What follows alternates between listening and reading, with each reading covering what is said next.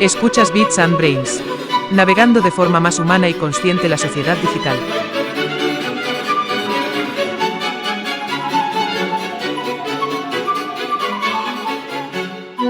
¿De verdad que es aún tuyo tu cerebro o ya lo tienes alquilado a Elon Musk? ¿Quién te manipula mejor? ¿Tu jefe o tu feed de TikTok? ¿Hasta dónde sigues al mando con plataformas que dictan reglas usando tus emociones como armas en su guerra por la atención?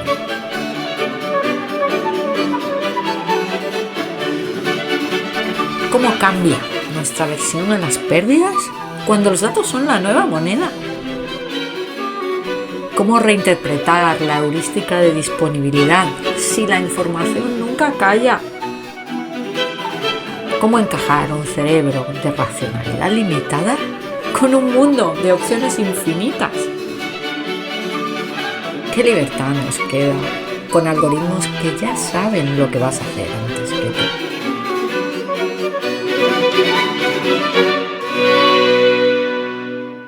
Y es que, ¿acaso tiene todo lo que sabemos sobre conducta una nueva versión digital?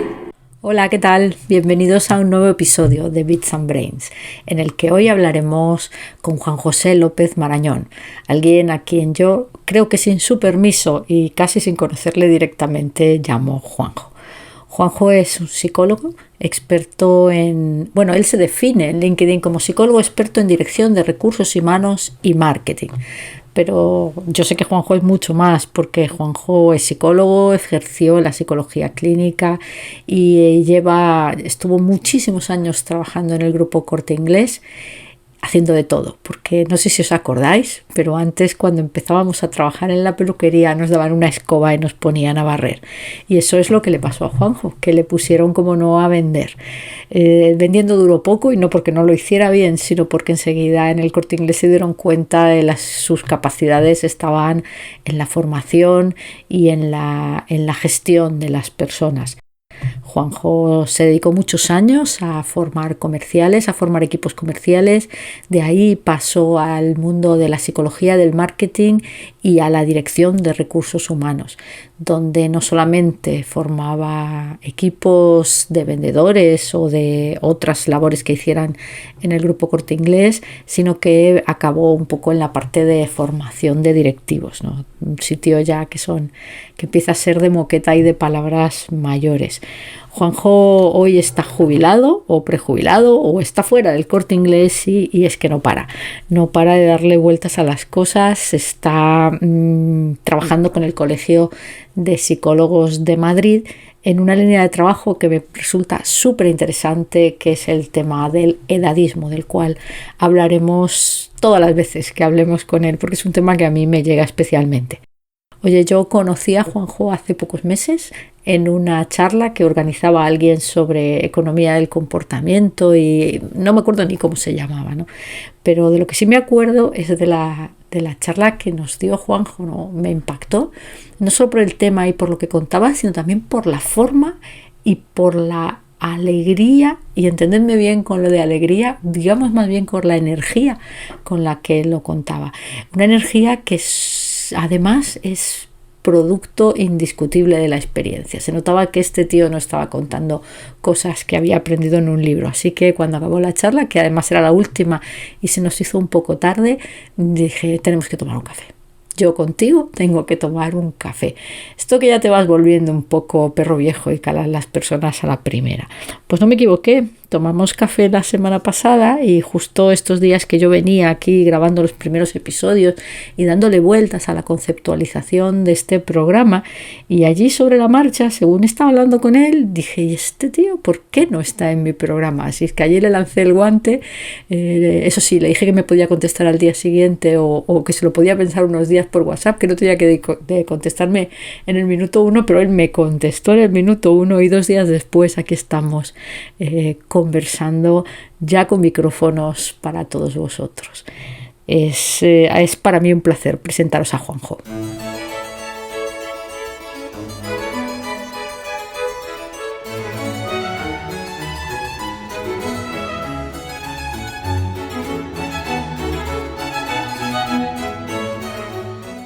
Hola Juanjo, buenos días.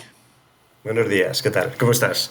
Bien, bien. Yo contenta de que me hayas cogido el guante así, que te asalté a mano armada la semana pasada no, ni hace ni 2 días. Oye, pues nada, encantada de tener aquí un psicólogo porque hasta ahora he tenido a 2 ingenieros y los ingenieros tenemos un problema y es que nos creemos muy listos y a veces se nos olvida que no lo sabemos todo, ¿no? Enseguida ya nos liamos a tratar de desentrañar misterios. Y hoy me encanta hablar contigo, que eres psicólogo, que además ejerciste la clínica de psicología durante unos años, aunque luego el resto de tu vida haya sido más a la psicología, digamos, de empresa o de procesos en la empresa. Así que voy a empezar con la primera pregunta de estas que a mí me ronda la cabeza y que ya seguro que nos da para una hora entera, aunque trataremos de avanzar. ¿Tú eres de los que piensa que el hombre es una tabla rasa al nacer? ¿Vale? O que esto va todo marcado ahí en la impronta y en la conexión neuronal que nos viene de serie con el ADN.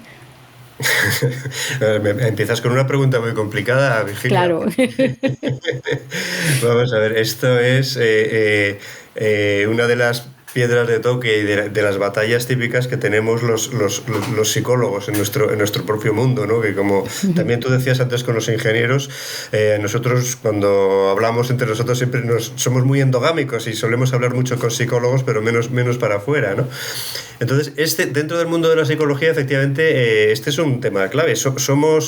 ¿Nacemos como una tabla rasa y todos somos iguales o somos ambiente? Aquí hay dos corrientes en la psicología, los ambientalistas y digamos los que creen que se nace ya con la tabla escrita, ¿no? Fue evolucionando durante el tiempo. Yo soy, y creo que la mayoría de los psicólogos hoy en día, de una posición intermedia, ¿vale? Naces con una con una dotación genética, con unas características, con unas posibilidades.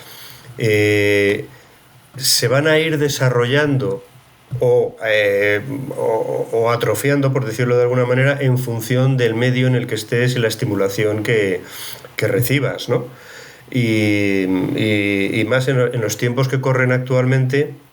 Este es un tema además muy de debate porque, claro, por ejemplo, los niños que nacen hoy día tienen una sobreestimulación por la educación y por los medios digitales que disponen, tienen una sobreestimulación que no tuvo la generación anterior. Entonces el factor ambiental crece, ¿no? Claro, pero eso es la sobreestimulación. También nosotros, los boomers, ¿no? Tenemos una sobreestimulación respecto a los campesinos de la Edad Media claro. Y ellos a su vez la tienen respecto a los hombres de las cavernas. Entonces, claro. A mí no me gusta mucho hablar de sobreestimulación, me gusta más hablar de una estimulación distinta, ¿no? Porque tienen sobreestimulación en algunas cosas y tienen infraestimulación respecto a nosotros en otras, ¿no?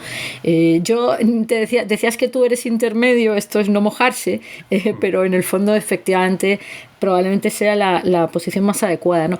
Yo te voy a compartir una cosa que leí, yo creo que es en un libro de Mariano Stigman que decía, y que es la definición, porque yo era de las que pensaba, el hombre es una tabla rasa hasta que tuve hijos, y digo, joder, cómo se le da el carácter, ¿no? Vamos, porque dices, ¿cómo puede ser que este tenga el carácter de mi padre, que murió 10 años antes de que...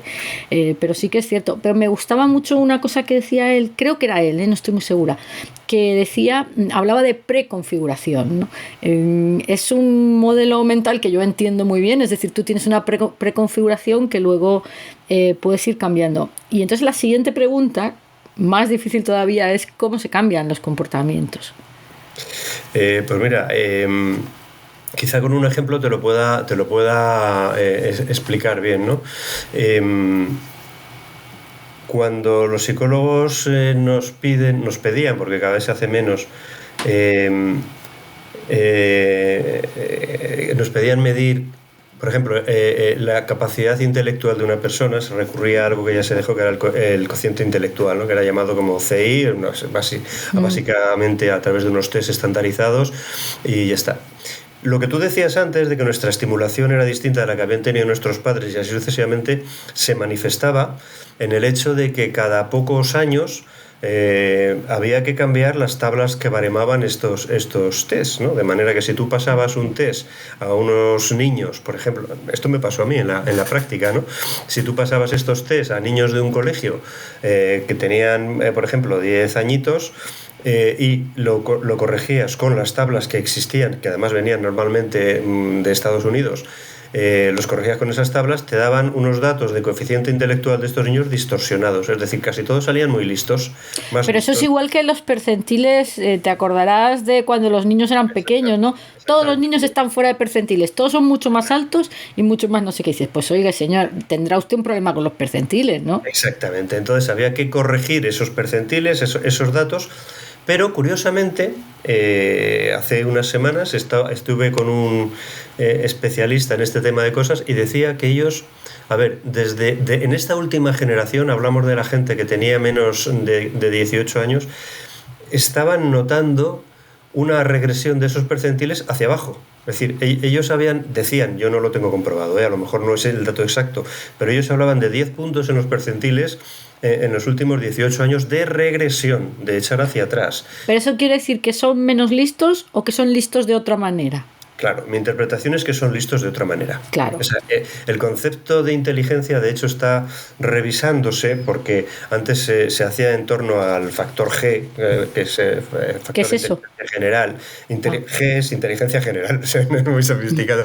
Pero Vale, se tomaban una serie de medidas, por ejemplo, capacidad de cálculo, que vosotros los ingenieros soléis dar muy alto, capacidad espacial, capacidad de razonamiento lógico, capacidad abstracta, en fin, hay varias pruebas.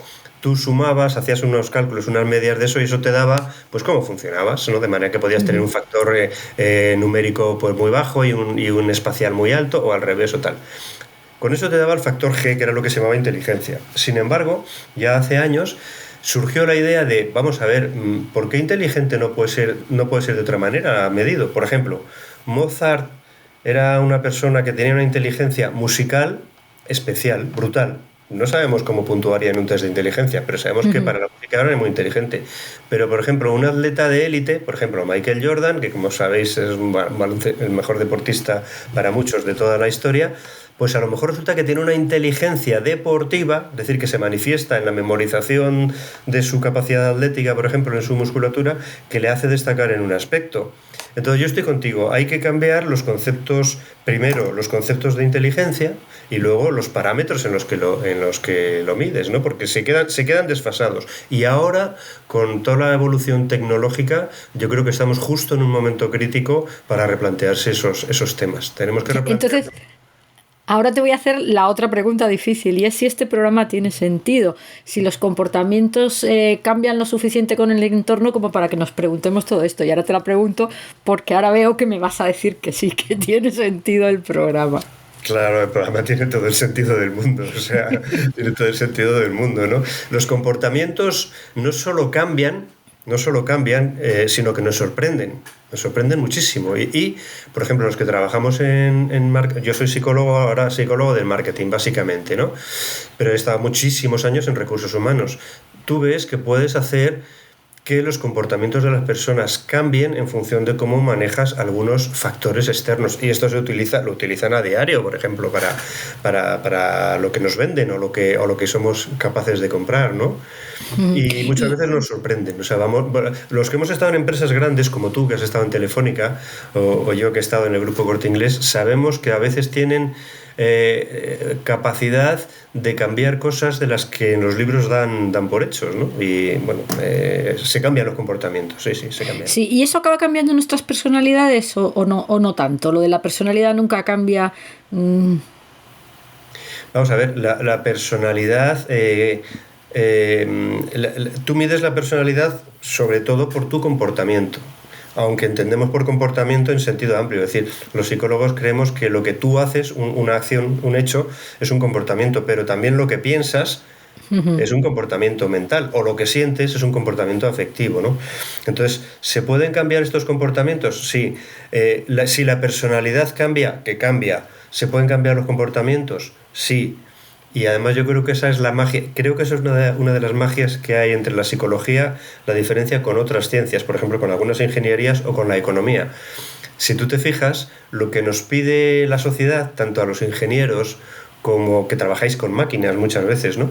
O con sistemas, como a los economistas, como a los psicólogos, realmente lo que nos pide la sociedad es que hagamos una predicción del comportamiento. Es decir, esta máquina, si yo le someto a esto, ¿cómo se va a comportar? ¿Qué va a hacer? O esta persona, si yo le someto a este proceso de publicidad, ¿qué va a hacer? O los economistas, ¿cómo va a ser el comportamiento económico de la gente en los próximos meses? Bueno, la magia de la psicología es que nosotros nos hemos dado cuenta, estamos convencidos que la misma persona, con una estructura de personalidad determinada, en la misma situación, normalmente da una respuesta determinada, pero eso no te garantiza que la misma persona en la misma situación, porque sí, dé una respuesta distinta. Ya, eso eso es verdad, pero eso Claro, yo creo que lo vemos con nosotros mismos, ¿no? Y además a mí me resulta, yo he hecho también muchos años encuestas de satisfacción, ¿no? Algo que me parece la trampa del solitario número uno. De hecho, ahora que estoy haciendo un estudio emocional, ¿no? De la relación de los mayores con la tecnología, de hecho, mi primer año de investigación ha sido demostrar cómo las encuestas no son suficientes y como tú contestas una cosa en una encuesta, te la haces la misma encuesta 5 minutos después y en algunas cosas contestarías lo contrario. Y cuando te dejan hablar libremente, te contradices brutalmente con lo que has contestado en la encuesta.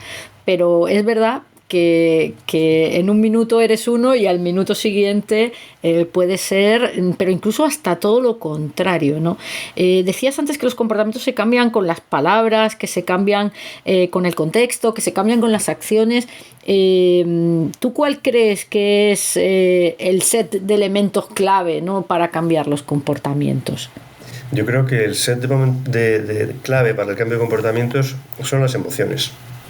Son las emociones. Respondemos a las emociones. Por muy fríos, por muy calculadores que nos pensemos, respondemos a las emociones. Tú lo sabes bien porque además estás metida también en grupos de Behavioral Economics. Bueno, a mí me gusta decir que yo en 30 años de meter tecnología por todos los lados, sobre todo en empresas, solo he aprendido una cosa, y es que las herramientas no garantizan el éxito de nada, que son las emociones que el acercamiento a esas herramientas nos generan, pero desde tengo miedo a perder mi valor profesional, a esto vaya un rollo, ahora ya no soy mejor que el que tengo al lado, no tengo claro por qué me meten esto. O sea, cuando hay emociones raras, de hecho a mí me llama muchísimo la atención cómo las empresas dedican tantísimo tiempo al estudio de la emoción del cliente, ¿no? Y del comportamiento del cliente, y no aplican nada de todo eso en sus equipos internos. Por lo menos lo aplican en la teoría y muchos jefes desde luego no lo aplican en la práctica. Oye, hablabas antes de la predicción del comportamiento y yo te pregunto, y esta sé que es una pregunta de muy mojarse, si yo en vez de contratarte para que predijeras el comportamiento de un grupo humano, te contratara para que predijeras el comportamiento de una máquina que estoy diseñando, por supuesto de una inteligencia, de una máquina del nivel inteligencia artificial, ¿usarías en principio las mismas técnicas? Sé que te gusta también entrenar perros, ¿no? Sé que me contabas el otro día que te dedicas también como hobby a eso. Entonces, si quieres hacemos primero la primera pregunta en relación a los animales, ¿no? ¿Las técnicas de modificación de comportamiento son las mismas? No son las mismas. Vamos a ver, los procedimientos para tú entrenar a una máquina, entrenar a una persona o entrenar a un animal se tienen que basar realmente y esto es importante para la educación, se tienen que basar en cómo aprende. O sea, cómo aprende una persona, cómo aprende un animal o cómo aprende una máquina. Y los sistemas son distintos. Por ejemplo, los animales o los perros pueden aprender por imitación, pero no aprenden por aprendizaje vicario. Es decir, cosa que las personas sí pueden aprender. Explícame mejor eso, ¿qué aprendizaje has dicho? Que ni me he enterado de la palabra. Binario.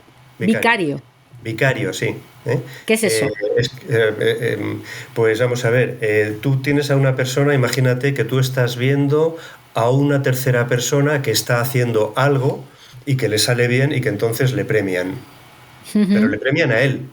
Ajá. Tú puedes aprender e intentar repetir lo mismo viendo que un tercero ha sido premiado, ¿vale? Que es distinto de la imitación, porque la imitación tú vas repitiendo paso a paso, pero lo vas haciendo tú lo mismo que está haciendo la otra persona. Entonces estás recibiendo los estímulos, los refuerzos positivos en el mismo instante que lo estás haciendo. En el aprendizaje vicario es cuando tú castigas a alguien, que ahora se oye mucho por el tema de los maltratos y estas cosas, el castigo vicario, cuando alguien, por ejemplo, en maltrato, alguien pues maltrata a un hijo para fastidiar de esa manera a su pareja, que lo estamos viendo mucho o su expareja, ¿no? Lo estamos viendo mucho en las noticias en la televisión y se está utilizando mal, por cierto.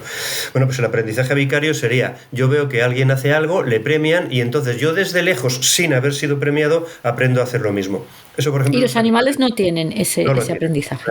Los animales tienen aprendizaje por imitación, pero no aprendizaje vicario. Los humanos sí. Y luego en el aprendizaje... ¿Y es más efectivo el aprendizaje vicario que el de imitación? ¿Son igual de efectivos? Se utiliza para cosas diferentes. Pero, por ejemplo, el factor emocional, la emoción es básico para que tú te motives para aprender algo o te sientas reforzado positivamente o negativamente por aprender algo. ¿Qué pasa? Que las máquinas no tienen emoción. No la tienen. Bueno, esto está en discusión, ¿eh? Ya Nacho me dijo el otro día que eso habría que verlo, ¿no? Que no sentir no es lo mismo que no tener emoción, ¿no? Claro. Ellos pueden identificar la emoción que yo tenga y pueden describirla y pueden reaccionar a mi emoción. Pero ellos no sienten la emoción, no saben. Bueno, pero es cierto que la simulación sensorial puede llegar a crear una ilusión de sentimiento, ¿no? Contaba Nacho el otro día que la emoción tiene un primer driver, ¿no? De hecho tengo por aquí también el libro de Damasio. Tiene un primer driver que tiene que ver con la autopercepción física, ¿no? Claro, tú a las máquinas les puedes poner todos los sensores que te den la gana, ¿no? Ahora tienen pocos, pero les puedes poner más, ¿no? Entonces al final puedes acabar creando esa ilusión, pero bueno, esa es otra discusión que dejamos. Pero es importante, es importante. O sea, entiendo lo que dices y además conozco es más, se está utilizando en la industria porque, ojo, que el paso siguiente, ahora estamos con la inteligencia artificial, pero el paso siguiente que está ahí... Es la emoción artificial, es evidente, ¿no? Ya, pero esa se utilizará, fíjate, más en los metaversos, o sea, la tecnología de multiversos, mejor dicho, no metaverso, porque la de metaverso es la de meta, ¿no? En los multiversos sí se utilizará eso, y se están desarrollando trajes tecnológicos ya, creo que van por 30 y tantos sensores en los trajes, que son como una especie de traje de buzo, una malla que te pones y tienes sensibilidad, pues por ejemplo al tacto, al viento, a otras cosas. Y hasta donde yo creo, que a lo mejor no estamos de acuerdo en eso, Virginia, perdóname. A ver, yo no tengo ni idea, esto es hablar por hablar. Sí, yo creo que la máquina sí entiende la emoción que pueda tener el humano, sí es capaz de describirla, sí es capaz de reaccionar a ella, pero la máquina no va a tener la sensación. O sea, la máquina no va a tener el tacto, no va a tener ¿qué dicen? La sensación del viento, aunque la pueda identificar. De todas maneras, sabes que el otro día me enteré, porque justo en el Congreso de la Sociedad de Economía Conductual, que existía una cosa que era el toque áptico. Yo no había oído hablar de esto en mi vida, ¿no? Pero tú seguro que sabes lo que es, lo voy a contar así rápidamente y si lo digo mal tú me corriges. Que es básicamente un pequeño toque que tú haces en una persona en un momento dado que le vas a hacer como una especie de petición y que hace pues que un toque en el hombro, en el brazo, que hace que esa persona sea un poquito más receptiva o un muchito más receptiva a lo que a continuación le vas a decir o a pedir. Pues ya hay dispositivos ápticos para canales digitales, ¿no? Lo cual a mí me pareció muy heavy y digo, madre mía. Ya no me atrevo cuando dices tú, tendremos distintas opiniones, yo no tengo ninguna más que la osada, ¿no? Pero lo que sí que es cierto es que yo creo que ninguno podemos imaginar lo que está por venir. Y ahora que le tomo mucho la lección de filosofía a mi hija, que está en segundo de bachillerato, dices, mira, esto de la realidad y la ilusión de realidad, esto ya se lo inventó Platón o incluso alguno antes, y al final dices, es que a veces vivir en una ilusión de realidad es suficiente para actuar como si esa realidad fuera real, con lo cual... Es que estás tocando un tema muy importante, Virginia, o sea, la realidad, ¿no? La realidad no es exactamente la realidad, sino cómo vivimos esa supuesta realidad, entre comillas. Fíjate, hay cosas muy, muy curiosas. La realidad, por ejemplo, en la gente muy joven, tú has hablado de tu hija ahora, nosotros vemos que se están modificando algunos patrones. Y algunos, ¿por ejemplo? Algunos con consecuencias muy, muy, muy potentes y muy peligrosas, ¿no? Por ejemplo, la sensación o la vivencia personal de lo que es una situación peligrosa y de lo que es el riesgo. Tú sabes que es más peligroso, o sea, hay más muertes en el mundo por selfies en situaciones peligrosas que por ataques de tiburones, por ejemplo. Sí. O sea, es más peligroso hacerse un selfie llamativo que bañarte en unas aguas del sur de Es que yo estuve mirando los datos estos de los selfies y lo flipabas, porque no recuerdo ahora cuáles eran, pero era algo así como que se morían 3 al día. Y la gente que se moría por hacer caso infinito sin plantearse nada más al Google Maps, o sea, lo de sigue por aquí, dice, pero tío, que hay un precipicio, que voy a seguir por aquí. Mira, nosotros tuvimos una experiencia imagínate que pones a chavales jóvenes y les pones a hacer videojuegos que impliquen un riesgo. Por ejemplo, a hacer carreras de coches o de motos, ¿no? Les pones a correr. ¿Qué pasa en estos videojuegos? Si tú vas en una carrera con un coche y tienes un accidente, lo normal, ves el coche se destroza, da 5.000 vueltas, tal, no sé qué, no sé cuánto, pasan 2 segundos y el coche sigue en su sitio y tú sigues corriendo con él, ¿no? O estás, yo qué sé, estos juegos de rol de matar gente y no sé qué, tal, que estás ahí, te pegan un tiro, no sé qué, se te llena la pantalla de sangre, pero a los 2 segundos otra vez sigues, tú continúas, sigues jugando.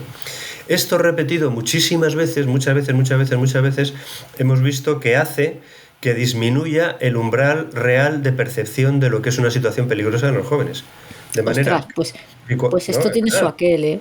Claro, es que cuando les ves metidos, por ejemplo, conduciendo, hacen una situación de riesgo y dices, bueno, pero no se da cuenta que está poniendo en juego su vida. Pues no lo sabemos, a lo mejor es una persona que ha estado sometida a situaciones de esas en las que ha bajado su nivel de umbral y entonces tú crees que se está sometiendo a un riesgo de entre 0 a 10, imagínate que tú crees que está metiéndose en un riesgo de 8, sin embargo él lo percibe como un riesgo de 5.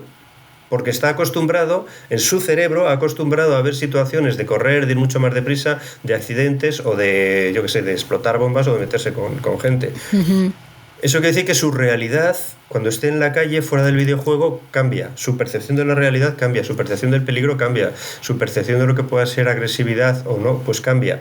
Y como es un montón de cosas, ¿no? ¿Y dime alguna otra? Pues, por ejemplo, lo que se trata tanto en los temas por ahí, las relaciones interpersonales, las relaciones sociales.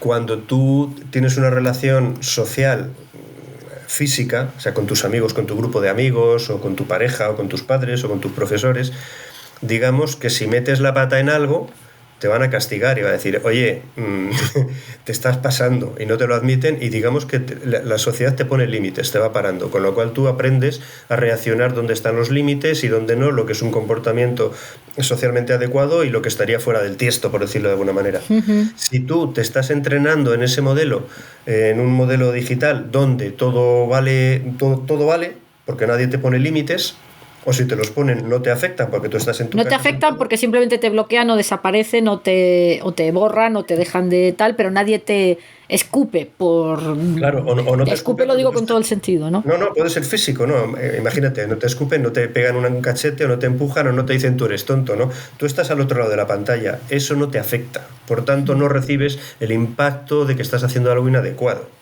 Lo estoy poniendo en un ejemplo negativo, pero podría ser en un ejemplo positivo también, ¿sabes? Sí, no, si ejemplos positivos hay muchos. Yo creo que una de las cosas que yo me doy cuenta que más ha cambiado poco a poco, y no tan poco a poco, porque mira, el otro día justo lo hablaba. Yo me fui a Estados Unidos hace 26 años a trabajar, y recuerdo que fue hace 26 porque fue cuando nació mi sobrino, a trabajar allí a homologar unos equipos, ¿no? Y estaba yo allí en California y veía que la gente salía a fumar a la calle en la empresa, porque ya no se fumaba, pero en España se fumaba en todos los lados. Y tú decías, pues esto en España ni hartos de vino, esto no lo vas a conseguir en la vida.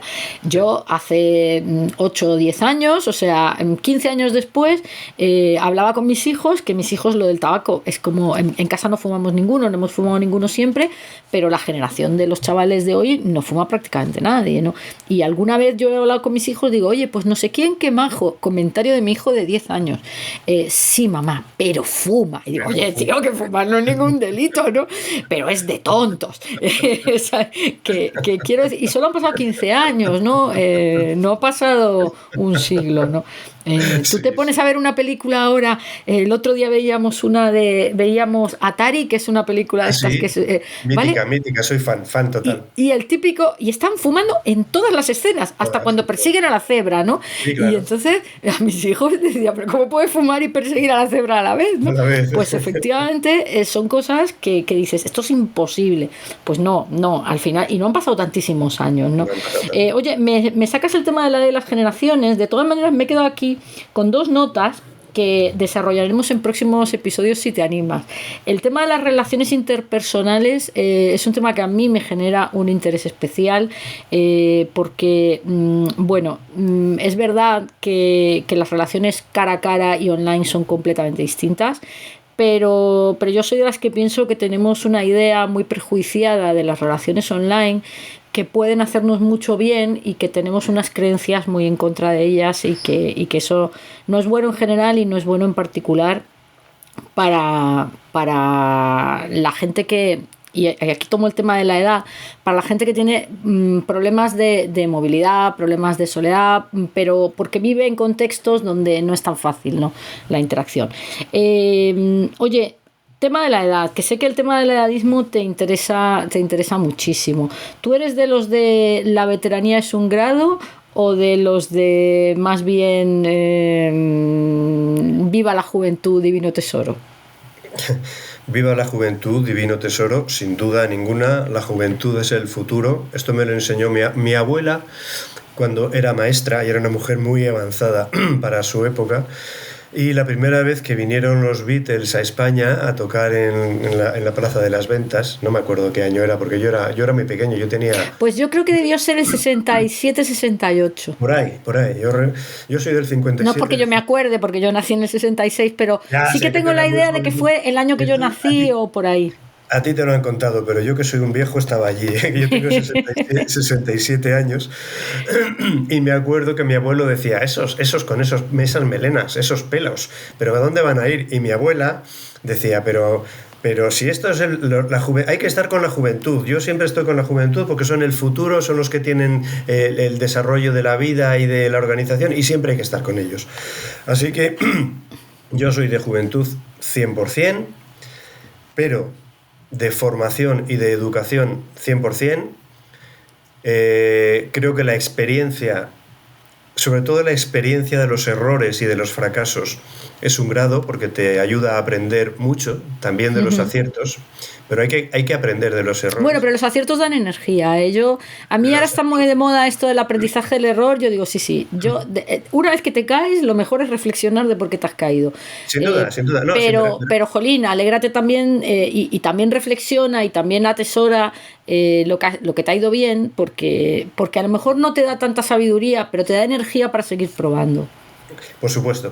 Me refiero a que muchas veces cuando hablas por ejemplo, nosotros hablamos mucho con gente que tiene startups y tal, y solo te cuentan las cosas en las que han funcionado bien. Hay que aprender de lo que se ha funcionado bien porque por supuesto te da energía, pero no olvidar los fracasos, no porque no olvidarlos, sino porque la gente no los cuenta, o sea, se los guarda. No, eso es parte del aprendizaje también. Y desde luego estoy con los jóvenes, estoy con la juventud, con el crecimiento, con lo positivo, y estoy totalmente en contra del abuelo cebolleta, o sea... Bueno, pues me temo que es un podcast de abuelo cebolleta, aunque yo ayer publiqué el episodio 0 en LinkedIn y dije y en Blue Sky también, y dije que el que se anime, que me llame, que yo aquí hablo con todo el mundo, porque yo soy muy de la integral. La integral es una función matemática que hace la suma de infinitos trocitos infinitamente pequeños, y yo soy de las que pienso que ni la realidad, ni la verdad, ni la objetividad, ni nada de todo esto existe, sino lo que existen son muchos trocitos que te van dando una versión calidoscópica y que al final, pues que un día es una y otro día es un poquito distinta, y que por eso que aquí, si alguno más joven se quiere animar, pero en general yo, a la gente que conozco y a la gente que confío, pues son todos de mi quinta, ¿qué le vamos a hacer? Oye, entonces con esto... Me apunto a tu visión de la integral, que me parece muy interesante. Yo me defino siempre, es mi función matemática favorita, la integral, porque vale para todo. Y además, fíjate que admite muy bien la teoría del error, porque te dice, si tú das 1000 pasos en una dirección, si das 40 en otra tampoco pasa nada, no te machaques, que al final la integral es la integral, ¿no? Entonces, eso vale para la educación de los hijos, para los proyectos que montas, para las relaciones que tienes, vale, es una coartada perfecta. Oye, entonces tú eres de los que dice que la sociedad digital es solo para los jóvenes y que los mayores aquí estamos out. ¿El qué, perdón? La sociedad digital es solo para los jóvenes. ¿Aquí solo tiene valor el nativo digital o qué? No. La sociedad digital es un hecho, es una realidad. Es probablemente el mayor avance que hay en la sociedad. No te voy a decir que desde el principio de la historia, pero casi es un hecho. Tenemos que estar en ello, tenemos que meternos en ello. Lo que pasa es que hay que canalizarlo bien. O sea, esto no es una cosa que le das a una tecla y funciona, sino que requiere una educación, una preparación y un tal. Porque si no lo haces así, como yo digo, es como darle a un mono una pistola. O sea, claro, de hecho, ese es el propósito, Juanjo, de este programa. Yo creo que la pandemia nos ayudó mucho en términos de capacidades operativas y creo que lo hicimos sobresaliente porque fíjate que yo llevaba muchos años, no sé si te he contado que yo escribí un libro sobre teletrabajo porque llevo trabajando un montón de años y cuando la pandemia veía que la gente pues no se manejaba y tal y escribí un libro. Pero aquí la conclusión es que aprobamos todos con nota no, con sobresaliente en la parte operativa. Pero tenemos un debe muy gordo en la parte emocional, ¿no? Entonces, cuando dices hay que canalizarlo es adquirir procedimientos, adquirir metodologías, adquirir manejo de herramientas, pero también, y este es el propósito de este programa, es adquirir mucha reflexión y mucha visión de ideas de otros y de posturas de otros, cuanto más alejadas a la tuya mejor, de qué es lo que está pasando y cómo nos estamos sintiendo con eso que está pasando. Porque si no, estamos haciendo solo como el iceberg, estamos haciendo la puntita blanca. Y joder, yo creo que todos sabemos que los icebergs tienen mucho por debajo, ¿no? Claro. El problema con la tecnología es que va muy por delante de nosotros ahora mismo. Y el problema es que cada vez va a ir más por delante de nosotros, porque el crecimiento va a ser exponencial. O sea, por primera vez en la historia de la civilización no son los hombres los que son los dueños de sus progresos para bien o para mal, ¿no? Que eso ha sido una constante en la historia. En eso no estoy nada de acuerdo, ¿eh? Que la inteligencia artificial y todas las máquinas las hacemos nosotros, ¿no? O sea, esa frase de que por primera vez no somos dueños. Otra cosa es que la cosa se te acabe yendo de las manos, pero el fuego también se te acabó yendo de las manos, ¿no? Entonces, esa frase la voy a prohibir porque no es verdad. Y nos hace daño, joder, es que nos hace daño. No, pero permíteme que la matice. Quiero decir, pues venga. Gran parte del desarrollo por ejemplo, de aplicaciones y de cosas que está habiendo, y que es que estamos justo en el límite ahora, Virginia. O sea, estamos empezando a despegar, por ejemplo, con inteligencia artificial generativa, la que nos dejan a nosotros, pues evidentemente es una versión arcaica de lo que realmente... Pues imagínate la que no nos dejan, ¿sabes? Por eso, por lo que ya cuando te dan algo gratis, ya olvídate, o sea, es que a ver, cuando te dan algo gratis es lo que los ingenieros llamamos pasarlo a producción. ¿Eso qué quiere decir? Que ahora lo que necesitamos es testearlo con muchísimas cosas para hacerlo más robusto, pero ya lo tenemos o sea, ya funciona.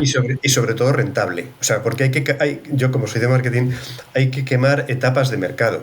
O sea, claro. tú no sacas un producto al mercado hasta que no has agotado la fase del previo, porque si no... Sí, eso me costó muchísimo a mí entenderlo, porque como te decía, cuando estuve hace 26 años en Estados Unidos, estuve homologando equipos de ADSL. El ADSL es la tecnología que hoy te permite ver la tele en casa, ¿no? Claro.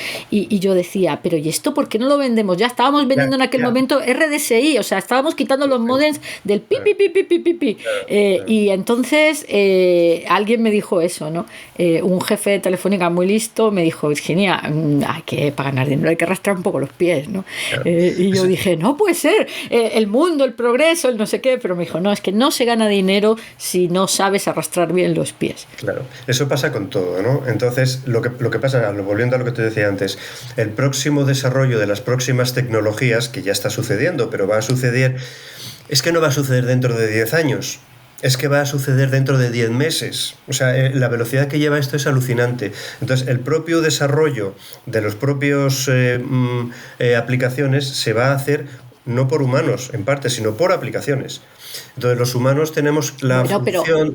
pero quiero decir, eso ya se hacía. Es decir, nadie hacía las cosas solo, ya las hacíamos con ayuda de máquinas. Sí. Mira, justo estoy leyendo ahora la historia del ENIAC, que es el primer ordenador de la historia hecho por von Neumann, ¿no? Evidentemente la bomba atómica, y creo que es un buen ejemplo, no hubiera sido posible si no hubiera habido gente no solamente dedicada a estudiar la física que intervenía ni a hacer los cálculos, sino es que no se podían hacer tantos cálculos. Si alguien no hubiera parado y hubiera dicho tenemos que inventar una máquina que calcule, quiero decir, y él participó tanto como el resto de los científicos que estaban allí, ¿no? Fue un colega más. Claro, pero vamos a ver, yo no soy técnico, pero por lo que me cuentan, la influencia en la creación a base degenerativa y tal de nuevos programas no tiene comparación con lo que se hizo anteriormente, ¿no? Brutal. La potencia es brutal. Pero como psicólogo, y permíteme que me vaya un poco aquí de filosofía, sí te haría una reflexión. Sí, claro que sí, encantada. La bomba atómica, que me parece muy bueno el ejemplo que tú has puesto, la bomba atómica no hubiera sido una bomba atómica si no se hubiera tirado. Me explico. La bomba fue bomba atómica porque se tiró y se tiró sobre Hiroshima, hizo un efecto tal y la recordamos siempre y tuvo una serie de consecuencias. Si no, una bomba atómica no hubiera sido lo que hoy es una bomba atómica. Hubiera sido un invento, una posibilidad técnica, algo que existe ahí, pues no sé, una amenaza, lo que tú quieras. Pero no hubiera sido una bomba atómica como la consideramos hoy día. Quiero decir, cualquier invento, cualquier desarrollo tecnológico tiene que tener unas consecuencias y unos actos y unas decisiones humanas que estén en paralelo detrás y delante de él. Si no, no tiene el efecto que se espera o que se espera para los humanos, ¿no?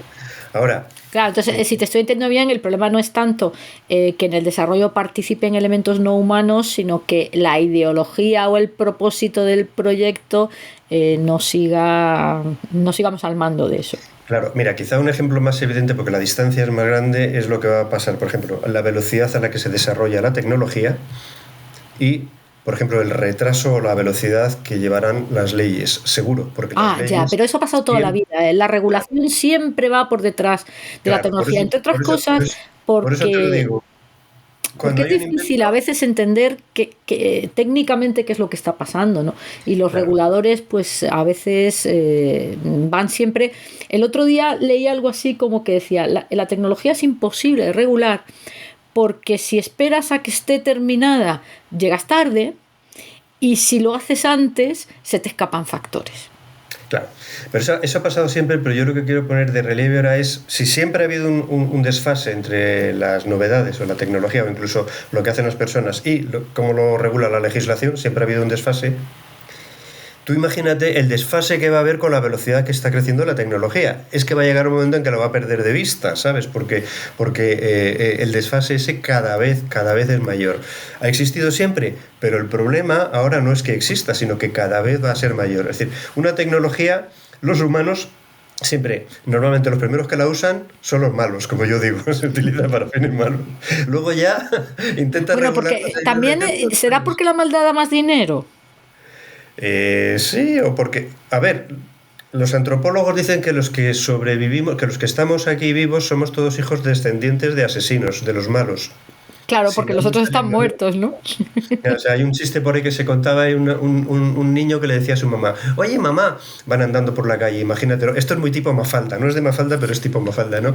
Oye mamá, entonces, si acabáramos, si matásemos a todos los malos, ¿quedaríamos solo los buenos? Y su mamá le contesta, no, quedaríamos los asesinos. Claro. Es que, entonces, todos los que estamos aquí, por eso somos, siempre se nos va. No, pero hay una cosa, en serio es que hay una cosa que es evidente, ¿no? Y vuelvo a lo de la bomba atómica y todo esto. Esto lo pagaron los militares, ¿no? Quiero decir, ¿dónde están los presupuestos? ¿Quién financia determinadas cosas? ¿Qué intereses financian más? ¿No? De hecho, yo creo que lo hemos vivido claramente. O sea, OpenAI es una empresa que se crea sin ánimo de lucro y en cuanto empieza a haber productos se pelean y se pelean con cuchilladas, ¿no? ¿Esto es inevitable?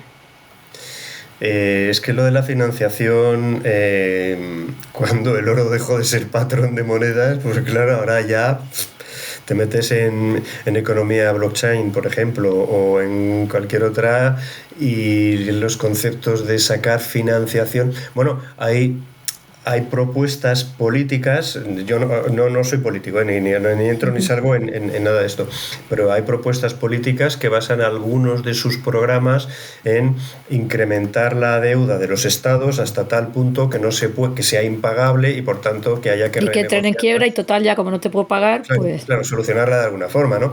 Esto, claro, ¿cómo va con el tema de que tú dices de la financiación? Si es que la financiación es muy, muy, muy relativa. O sea... Pues fíjate que me acaba de surgir una idea aquí mientras apuntaba esto, y es el del tema de la financiación distribuida. Justo antes de hablar contigo estaba mirando una cosa, yo como me estoy suscrita a todo lo que se mueve, me llegaba algo de una exposición en la Fundación Gregorio Marañón que hablaba de las 3 inteligencias, ¿no?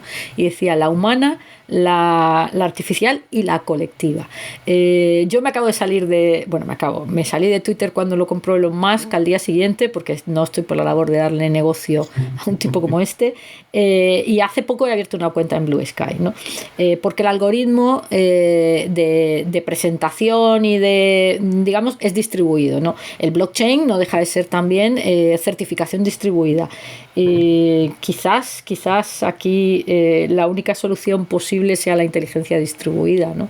El que precisamente la financiación de todas estas cosas sea un concepto distribuido. Esto me lo voy a apuntar para hablarlo contigo en otro... Ya me estoy apuntando 2 cosas. Me he apuntado aquí lo de las relaciones personales y lo de la inteligencia distribuida. Pero hoy si te importa hacemos salvo que me quieras decir algo así para cerrar el tema, hacemos un punto y seguido, porque quiero volver al tema de la edad. Te decías, el mundo es de los jóvenes, hablábamos de la velocidad de los cambios, aunque yo tengo otra teoría respecto a la velocidad que te quiero compartir para que me hagas también un comentario. Yo creo que aquí el problema no es la velocidad, el problema es la caída de límites. Cuando tú tienes el mundo en tu bolsillo, y las actividades se deslocalizan del lugar y también del momento, porque podemos empezar a hacer cosas asíncronas. De hecho, yo cada vez trabajo más en asíncronas, soy una fundamentalista del trabajo asíncrono, que hay que aprender a hacer, pero que es muy eficiente. Cuando te están quitando tu eje cartesiano, ¿no? ¿Cómo es el eje cartesiano de toda la vida de las personas, ¿no? El eje X y el eje Y, el espacio y el tiempo, ¿no? Cuando te cargas esos ejes y te metes es como meterse en la física cuántica ya más allá de las partículas, ¿no? Esto nos destroza el cerebro. ¿Qué te parece si te propongo? Tú dices, yo he hablado de la velocidad de la que se suceden los cambios y tú estás hablando de la eliminación de los límites, ¿no? ¿Qué te parece si lo juntamos y hablamos de la velocidad a la que desaparecen los límites? ¡Oh, qué bueno!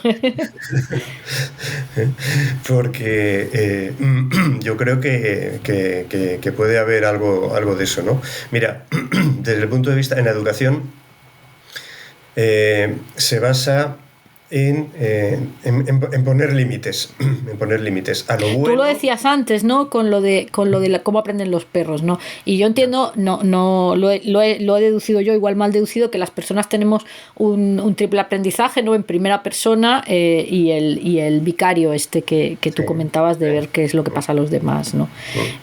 Sí, en educación los límites son básicos. No soy restriccionista con esto, porque el concepto de límite va cambiando con cada sociedad y con cada momento, y entonces hay que adaptarlos.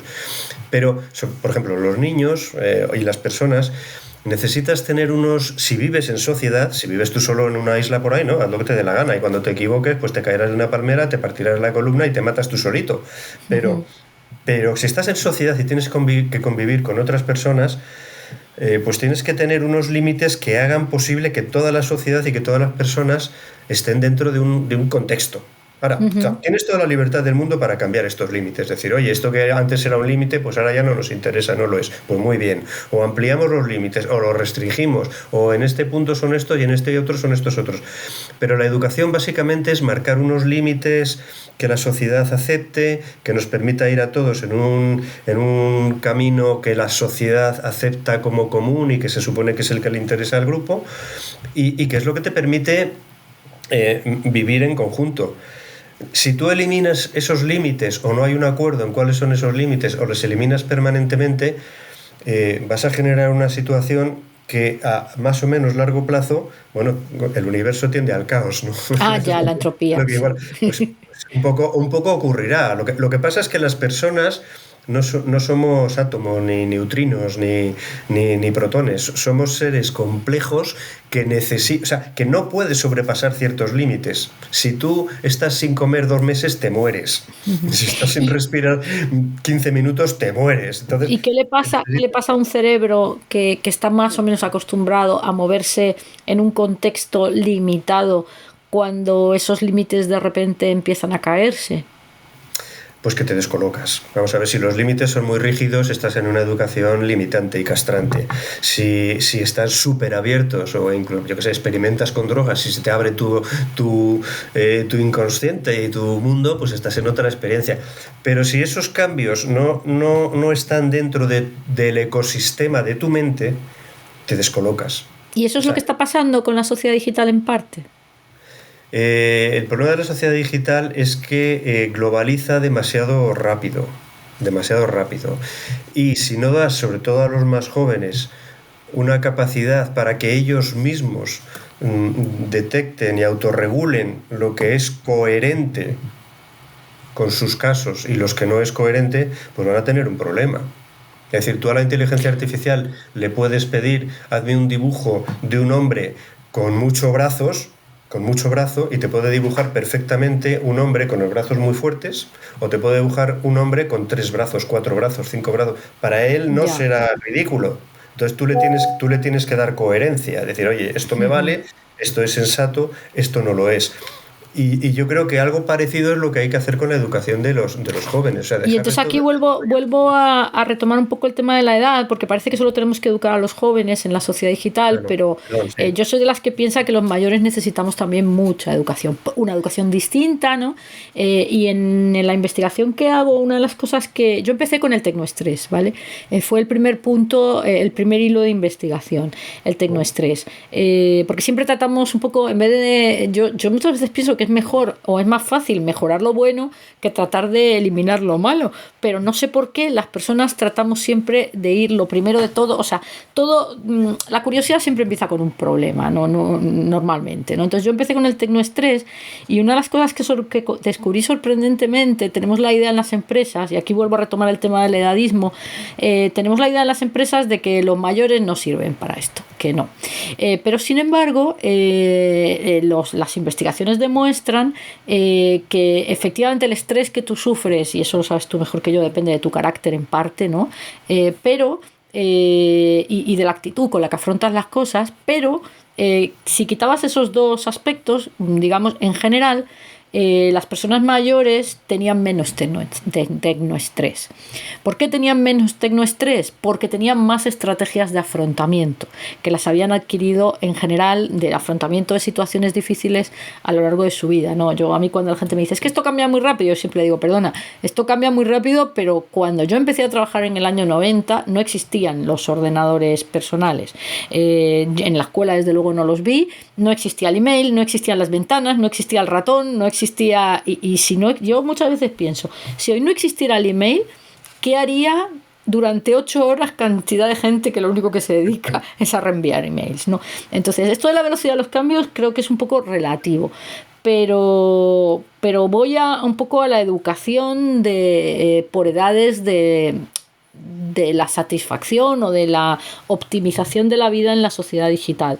¿Tú crees que los mayores también necesitamos o no necesitamos o estamos fuera de juego o cómo hacemos esto? No. Yo creo que los mayores, repito, yo tengo 67 años, yo estoy haciendo ahora mismo un curso en ESIC de inteligencia artificial generativa aplicada al marketing. Y me formo constantemente. A mí me pasa lo mismo que a ti. Empecé sin ordenadores, trabajando, era con papel y lápiz, por supuesto, en el colegio. Y los mayores tienen que incorporarse a esto, pero hay un doble error ahí. Por un lado, la sociedad, el hecho de pensar, y esto es un puro edadismo, que los mayores no tienen capacidad para aprender y para adaptarse a eso, yo creo que es un error. Hay que ver de Un enseñarlo. error también de los propios mayores. Yo te decía que hay mucha gente de mi quinta que se esa es siente la segunda así. parte. La segunda parte que te iba a decir es una parte culpa es nuestra de los mayores, de decir, esto no va conmigo, esto no es para mí. No, no, no, no, no, no, es un error. Tenemos que meternos, tenemos que trabajar en ello, somos capaces de hacerlo, quizás tengamos que aprender de otra manera, o seamos más lentos, o tengamos una capacidad para adaptarnos a ello de una manera difícil, ¿no? Pero yo tengo experiencias personales de aprender yo, pero es que yo estaba enseñando, mi padre me preguntaba el otro día, oye, ¿qué es eso de la inteligencia artificial? Y le estoy enseñando cómo funcionaba ChatGPT. Mi padre tiene 94 años, le estaba enseñando cómo funciona Ole. ChatGPT. Sí, y el tío estaba encantado preguntándole a ChatGPT para que le contara cosas y a ver si le pillaba, además que Hombre, claro, claro. que en El que se algunas mete con esa edad tiene ese espíritu, ¿eh? sí, sí, y que en algunas le pillaba, ¿no? Pero fíjate, yo creo que el cambio, un cambio para meternos en esto de las tecnologías y que tiene que ver con el edadismo, aparte de no considerar a nadie fuera de ello, yo creo que el cambio grande, y si quieres apúntatelo para otra que charlemos en estas, es que en las sociedades hasta ahora, incluyendo la nuestra, lo que tratabas de buscar eran buenas respuestas, es decir, respuestas a los problemas. ¿Cuál es la solución? ¿Cuál es la respuesta a esto? Y el cambio es que a partir de ahora lo que hay que buscar son buenas preguntas. No podemos estar más de acuerdo, Juanjo. Claro, No tú podemos estar más de acuerdo. De hecho, tienes yo que cada vez que construir hablo de prompts y futuro del demás. trabajo, dices, ¿y cómo te amistas con la tecnología? Digo, no te amistas estudiando, te amistas haciendo buenas preguntas, sobre todo si vienes desde la parte no tecnológica, ¿no? Que parece que la gente le tiene mucho miedo a la parte de la tecnología. Digo, pero si solo se trata de buscar, de hacerte buenas preguntas y buscar gente que te haga mejores preguntas en respuesta a tus primeras preguntas, ¿no? Claro, claro. Ahora uno de los trabajos que más fáciles encontrar es el prompt engineering, ¿no? Por ejemplo, la ingeniería del prompt. Hacer prompts es hacer preguntas, Sí, en realidad. y además eso ya está inventado, ¿eh? No deja de ser el diálogo socrático de toda la vida. Yo escribí un artículo hace tiempo que tuvo muchísima repercusión en la revista Telos, que es la revista de Fundación Telefónica, que se llamaba ¿Y si la verdadera utilidad de la inteligencia artificial fuera enseñarnos a dudar? Porque lo cierto es que yo la utilizo muchísimo más para que me cuestione que para que me responda, ¿no? Claro. Y bueno, porque nos salimos un poco del tema de la edad. ¿Tú qué le dirías? ¿Qué le dirías a la...? De hecho, el otro día leía sobre edadismo, que es un tema que a mí también me interesa, en un libro de Vania de la Fuente, me parece, que decía, es que esta es la única discriminación que vamos a sufrir todos, absolutamente todos. Y además el concepto de juventud y el valor de la juventud ha cambiado mucho a lo largo de la historia. Fíjate, Alejandro Magno, tío, se murió con 33 años. Con 33 años. Y hoy mi padre siempre, creo que te lo conté el otro día, se ponía gafas de cristal de mentira para parecer más mayor, ¿no? Porque hubo un momento donde... Pero luego tienes a Compay Segundo, a gente que empezó a escribir con 70 años, ¿no? Entonces dices, ¿por qué ahora estos límites de la edad que antes estaban tan difusos, por qué están ahora tan presentes? Porque ahora hablamos de generaciones, los boomers, los X, los millennials, los alfa, los no sé qué, pero dices, pero esto, si lo hemos hecho, lo hacían 4 sociólogos ahí medio aburridos, ¿no? Y los de marketing, ¿no? Que nos dedicábamos a hacer segmentaciones demográficas que, por cierto, hoy están totalmente superadas, ¿no? Porque fíjate, y creo que eso es un buen ejemplo, ¿no? Yo cuando doy clase de marketing digital digo, a ver, esto de la segmentación, ¿quién tiene más probabilidades de comprar un coche de lujo? ¿Varón, 35 años, nivel adquisitivo alto, o alguien que no sé si es un tío, una tía, un perro que lleva 4 días mirando páginas de coches de lujo, ¿no? Sin embargo, ¿por qué ahora esto de la edad ha vuelto como un estereotipo tan presente? Sí, como tú decías antes, la edad... Yo estoy en el Colegio de Psicólogos, como tú sabes, de Madrid, y hay un grupo en el que yo participo también, que es el grupo de veteranía, que tiene varios planes de trabajo. Uno de esos planes de trabajo justamente consiste en luchar contra el edadismo, en la doble línea que tú decías antes. Por un lado, que los propios mayores se den cuenta que tienen que hacer cosas por incorporarse a la tecnología y salir de ahí, y eso es una actitud proactiva. Y por otro lado, que la sociedad deje ese cliché que muchas veces se utiliza pues por puro interés, ¿no? De la persona llegada a determinada edad ya no sirven. Ahora hay empresas tecnológicas que no contratan a partir de los 35 años, pero sin embargo la sociedad te está subvencionando. Pues serán empresas de becarios, ¿qué quieres que te diga? Claro, y hay empresas que te están subvencionando cosas para jóvenes y llegas y te llegan hasta los 40 años, ¿no? Para según qué cosas. Entonces hay un contrasentido ahí que es muy raro. El edadismo es una forma de discriminación en el cual además las mujeres sois doblemente discriminadas, ¿no? Muchas veces se empezó hablando, el primer síntoma de edadismo es cuando muchas actrices decían, es que yo cuando dejo de ser físicamente bella dejan de contratarme para hacer no sé qué papeles, entonces se sentían discriminadas, ¿no? Eso yo creo que fue un síntoma muy, muy visible, pero el edadismo es pensar que los mayores no sirven para nada o que no tienen capacidades o que no tal.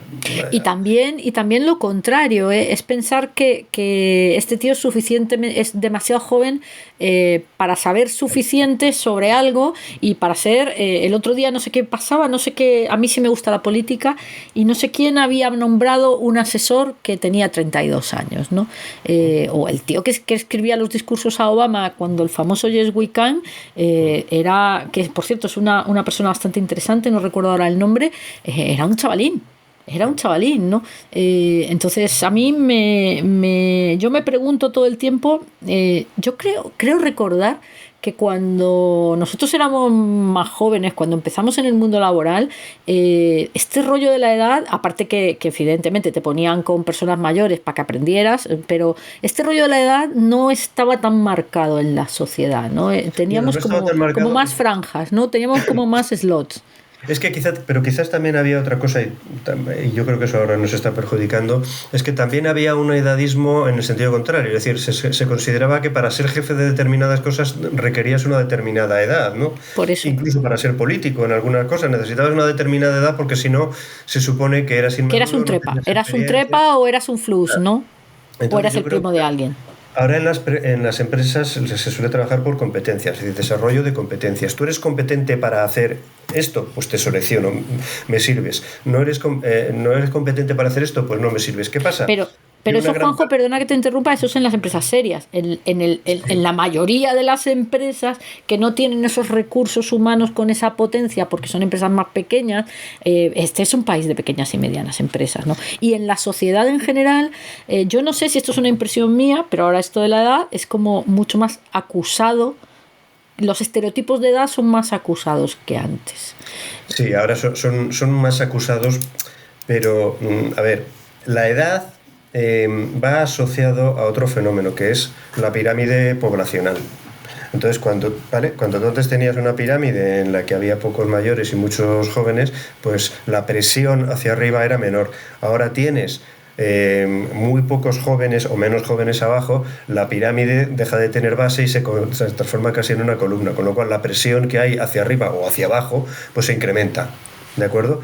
La lucha por el poder en las empresas, las empresas pequeñas son empresas familiares, muchas veces, o si no son familiares, se comportan como si lo fueran porque se conocen todos y entonces las posibilidades de desarrollo son menores. En las empresas grandes las competencias son lo que marcan las posibilidades de desarrollo o no. Pero, que es lo que te iba a decir antes, el problema es que actualmente muchas de esas competencias tienen contenido digital. Y es ahí donde viene la falsa unión entre no eres competente digitalmente, por tanto no eres profesionalmente. En lugar de decir, bueno, te falta esta competencia que es la digital, vamos a dártela, aprende a hacerlo y seguirás manteniendo todas tus anteriores competencias, mantendrás los contactos, la experiencia, el conocimiento del mercado, el conocimiento de los clientes y además las competencias digitales. Pero fíjate que también me apunto el tema de las competencias. De hecho, otro colaborador, Ignacio Gavilán, me ha tirado un guante para que hablemos de competencias digitales en una educación marcada por la inteligencia artificial. Porque esto de las competencias, que ahora está tan de moda también, ya te digo que tengo una hija en selectividad, ¿no? En puertas de selectividad, dices, bueno, ¿quién define esas competencias? ¿Es suficientemente competente el que está tratando de evaluar por competencias en competencias que se inventaron antes de ayer, ¿no? Ese tema también me lo apunto porque creo que nos da juego. Y oye, ¿sabes que llevamos una hora hablando? Se me ha pasado como un minuto, vamos, es un placer hablar contigo. Yo también, yo es que a mí me cuesta mucho poner el punto y seguido, ¿no? Porque ya te tomo la palabra, ¿no? Es un punto y seguido. Es un punto y seguido, Te estás correcto, sí, comprometiendo encantado. aquí con nuestros miles de oyentes, que creo Bueno, que pero son nuestros como tres soy mayor, amigos, pero como soy mayor es posible que se me olvide. bueno, no te preocupes, que yo soy una pesada. Y no te querría robar muchísimo más tiempo, aunque yo me estaría hablando contigo. Y desde luego no hemos hablado del tema del que yo quería hablar contigo, que es de la negociación, del efecto Ah, marco en la negociación y de cómo todo esto, cuando metes un canal digital por medio, se cuela. Pero lo dejo para el siguiente, que tengo aquí ya cinco episodios más contigo. ¿Te parece si paramos aquí por hoy? muy bien, me parece muy bien. Así, no hay que aburrir a la audiencia tampoco, que ya les hemos dado bastante la chapa No, también. es que ya creo que ya lo he dicho, ¿eh? Y lo diré cuantas veces. La audiencia me da igual. Y aquí con cariño para la audiencia, que me merece un respeto. Es decir, no hago esto por la audiencia, hago esto porque para mí es un placer personal, porque me da el hecho de que aquí haya un cierto tangible, nos ayuda a todos a encontrar esos huecos en la agenda. Y yo hago esto porque a mí me resulta un placer pasarme una hora conversando hoy contigo y otro día con alguno de vosotros. Entonces, si a la gente le resulta interesante, que lo escuche. Si no le resulta interesante, que no lo escuche. Pero nosotros vamos a hacer un poco lo que a nosotros nos apetezca, que para eso somos los que nos estamos dejando aquí los minutos y el cerebro, ¿no? El poquito cerebro que tengamos. Juanjo, Muy muchas bien. gracias. Es un placer aprender contigo siempre. No, aprendemos Muchas juntos, gracias. Muchas aprendemos gracias. juntos.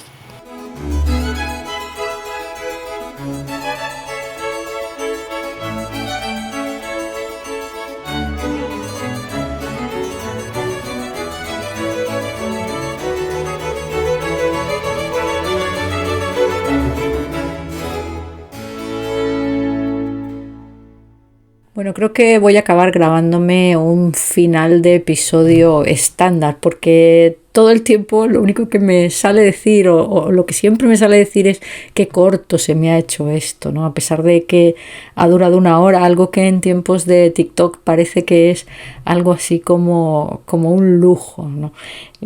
Supongo que a vosotros también, y ya me he apuntado por aquí un montón de temas para hablar con Juanjo en otros episodios, al cual he pedido que tome el testigo haciéndole un poco de trampa, ¿no? Aquí en el directo.